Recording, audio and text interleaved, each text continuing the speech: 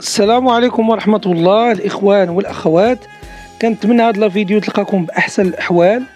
بطبيعة الحال اللي متبع مواقع التواصل الاجتماعي والأخبار الأخيرة غادي يكون عارف بأن مدينة مارتين الهادئة اليوم اهتزت على وقع واحد الفاجعة ديال واحد السيدة اللي صفاتها الزوج ديالها لمدة 11 سنة. هذه عاد اليوم هذه اكتشفوا شنو وقع. بطبيعة الحال بزاف ديال الناس كتسائل كيفاش وقع لهذا الشيء وكيفاش الناس تكتشفوه، واش بصح ان ولدها مشارك معها في هذه القضيه، مال بنتها وشنو العلاقه ديالها بالموضوع، وبزاف ديال المعطيات اللي كتنتشر دابا كالنار في الهشيم على مواقع التواصل الاجتماعي. فواحد المحاوله يعني ديال البحث عن المصادر والمعطيات والمعلومات من لا سورس، حاولنا الان نجمعوهم في هذا الفيديو هذه باش الناس اللي كتسائل وباغا تعرف الحقيقه تسمعها هنايا، في انتظار يبانوا تفاصيل اخرى، لان الموضوع راه 11 سنه هذه وقع في 2012، فراه بزاف ديال التطورات هذه تكون وقعت من دابا، من ديك الساعات لدابا. فعلى بركه الله، الله يرحم بعدا هذا السيد والله يرحم كاع الناس اللي عرفنا واللي ما عرفناش انهم كانوا ضحايا ديال هذه السيده هذه.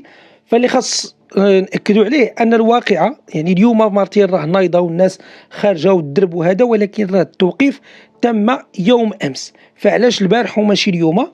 واحد السيد كاري عند هذه السيده هذه اللي هي الان متورطه في القضيه، كاري عندها لتحت وبغى يقاد شي حاجه، فطلب منها الاذن باه يحفر تما. كاين شي بير قديم، فهو فاش جا كيحفر تلاقى يعني العظام او البقايا ديال واحد الجثه قديمه، فاتصل بعناصر الشرطه اللي جاو، وفاش جاو تما تم توقيف السيده والشقيق ديالها وداوهم. ولكن اليوم اشنو وقع بالضبط؟ اليوم فاش جاو البوليس جاو معاهم يعني الشرطه العلميه، جاو كذلك معاهم الوقايه المدنيه، وتم حفر هذاك الكراج يعني بشكل كامل باش يعرفوا اشنو واقع تما بالضبط، واشنو كاين من غير الجثه ديال الزوج ديالها الله يرحمه، لان كاينه شكوك بان كاينه جثه اخرى. الامر يتعلق بابنها، هادو مازال شكوك، مازال حتى شي حاجه مؤكده، لان ضروري الشرطه العلميه حتى تدير فحص لادين يعني الحمض يعني الوراثي، وديك الساعات هذه يعرفوا واش بصح الابن ديالها هذاك ولا شي واحد اخر، فالله اعلم. الان لا زالت الابحاث جاريه. الناس كتسائل كيفاش وقع، لان علاش هذا الجدل كامل؟ واش غير حيت التاريخ ديال الاختفاء بعيد؟ لا، ماشي غير هذا الشيء اللي مثير للجدل، وانما السيده فاش كانت قامت بهذه العمليه هي والشقيق ديالها سنه 2012. الزوج ديالها كان خدام كيكري هذوك البومبات ديال الصباغه اللي بحال العماريه اللي كيطلعوا فوق منهم باش يصبغوا، كان هو معروف تما انسان خدام في الحلال كيعرفوه الناس كاملين ديال ديك المنطقه. فاش قامت بهذا الشيء هذه هي والاخ ديالها، هادي يخبيوه في هذاك الكراج، يعني هادي يحفروا ويدفنوه تما، ومريضنا ما عنده باس حتى واحد ما ساق الخبار. ففاش دوز واحد المده قليله تمشي عند البوليس وديكلاري بان الزوج ديالها خرج ولم يعود، فاق واحد الصباح مشى للخدمه وما عرفناش فين مشى الى يومنا هذا. فمن بعد دازت واحد المده عاوتاني مشات للمختفون، ومشات تما وحطات الصوره ديالو وكتبكي وكتقول لهم ها العار راجلي خلاني وعندي الدراري ومكلفه بهم بوحدي، وحتى عندي الاحفاد ديالي وانا اللي هزاهم وكواك والعار. والمهم يعني كنعرفوا يعني العبارات اللي كيقولوهم الناس اللي عندهم شي واحد عزيز على قلبهم ومختفي. فمن بعد فاش غادي دوز واحد الفتره، يعني تقريبا 6 سنوات على هذا الوقت اللي حنا فيه دابا، الابن ديالها شفيق حتى هو هادي يختفي، حتى هو في ظروف غامضه، وحتى واحد ما عرفوا فين مشى. الدري كان خدام كيدير واحد البيكوب كيخدم مع الدراري تما، حتى واحد النهار بات مصباح كيسولو، خرجت هي عاوتاني كتسول، قالت ولدي راه اختفى. الناس ديال الدوار والناس ديال الحي عفوا بداو كيقولوا بان الدري واقيلا مشى للجزائر، كاين اللي كيقول مشى لليبيا، كاين اللي كيقول لا راه حرق لاسبانيا، كل واحد شنو كيقول. المهم الابن ديالها اللي هو الابن الاكبر لا خبر عليه، حتى واحد ما عرف. سورتو السيد كان يعني الله عمرها دار خدام حلال طن طيبه، ما عنده مطامع لا يزيد في الثروه ديالو لا يمشي للخارج لا حتى شي حاجه.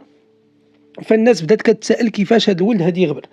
السيده اللي هي الان متورطه هي راه دابا جده، لان راه البنت ديالها كبيره عندها ولادها، فكانت كل صباح كتفيق كدي دوك الوليدات للمدرسه.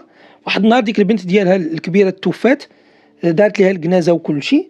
فبقات هي طالعه دوك الاحفاد ديالها كتديهم من المدرسه، تديهم وتجيبهم، تشري لهم اشنو خصهم.